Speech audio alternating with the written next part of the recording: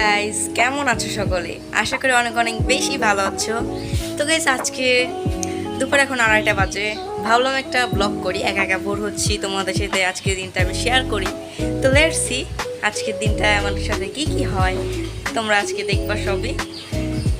চলো দেখা যাক। এখন আমি গোসল করে চলে আসলাম, একটু ভাত খেতে যাব। তো তোমাদের সাথে ভাত খাওয়ার ব্লগটা আমি শেয়ার করবো, ভাত খাওয়ার সব কিছু শেয়ার করবো। আজকে আমি সারাদিন কি কি করতেছি। তো চলো একবারে ভাত খাওয়ার জায়গায় দেখা যাক। এখন আমি গিয়ে ভাত খাবো, ওখানে তোমাদের দেখাবো আমি এখন কি কি খাবো। তো লেটস সি।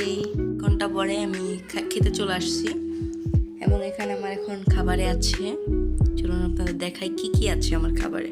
ঠিক আছে, এখানে আমার আছে ভাত, আলু ভর্তা, এবং এটা হলো গন্ধরাজ পাতা। এটা আমাদের এদিকে সবার কাছে অনেক জনপ্রিয়, সবাই এটা খেতে পছন্দ করে, সব জাতি এটা খায় আমি দেখি।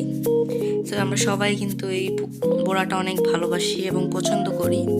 তো গাইস, খাবার পরে আপনাদের সাথে দেখা হচ্ছে। এবং গাইস, এখানে আমাদের আরও আছে মুরগির মাংস। ঠিক আছে, খাবার পরে সবার সাথে দেখা হচ্ছে। তো গাইস, এখন বিকাল 6টা নাগাদ বাজে। তো আমি খাবার পরে ঘুমাইছিলাম, ঘুমানোর পরে এখন আমার আম্মু একটু বাসার বাইরে গেছে এবং আমি এই যে একটু টিভি দেখতেছিলাম। দেখেন, এই যে টিভি দেখতেছি। তো আমার প্রত্যেক দিন সন্ধ্যাবেলা এক কাপ চা না খেলে হয় না। তো এখন চা বানাবো, চলুন কিচেনে যাই। ছোটোখাটো গরিবের কিচেন। তো এখানে আমি এখন একটু চা বানাবো, চলুন শেয়ার করি। And by the way guys, আমাদের কিচেনের অবস্থা কিন্তু অনেকটাই খারাপ, কারণ আমরা এখানে ভাড়া থাকি এবং আমাদের আগের যারা ভাড়াটিয়া ছিল তারা কিন্তু এই জায়গাটাকে অনেকটাই নোংরা করে রেখে গেছে। এবং আমরা মাত্র কয়েকদিন হইলো এই বাসায় উঠছি, তো এটাকে পরিষ্কার করা সম্ভব হয় নাই। চলুন আজকে চা বানানোর রেসিপিটা আপনাদের সাথে শেয়ার করা যাক।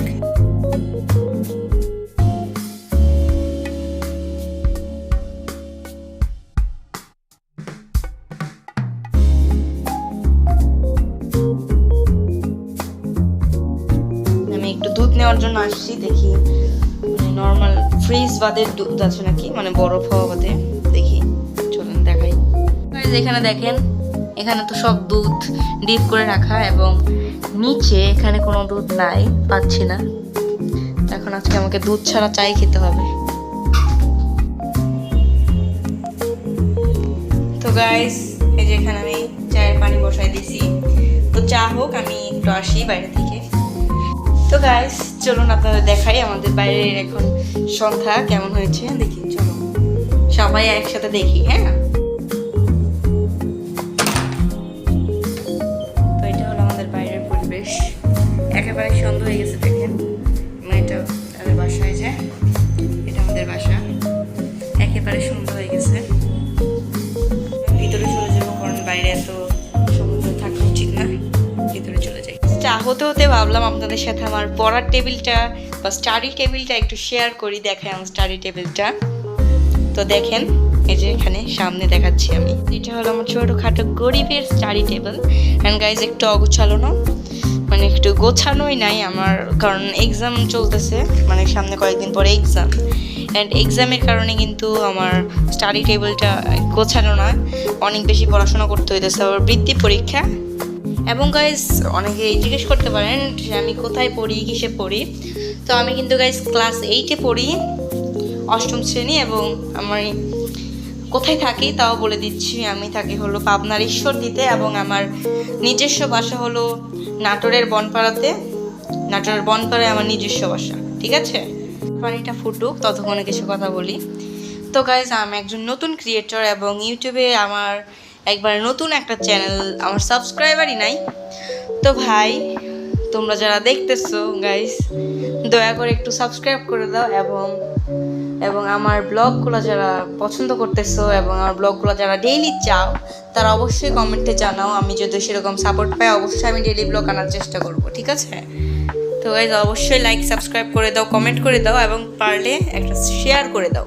করতেছে এখন চা পাতা দিয়ে দিব, চা পাতি।